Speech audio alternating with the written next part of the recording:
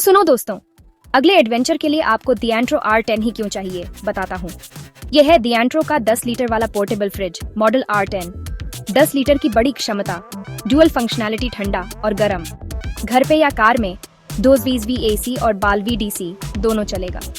Thermo electric तकनीक से बिल्कुल शांत, कोई शोर नहीं और बिना रेफ्रिजरेंट के आपका सामान सुरक्षित रहेगा।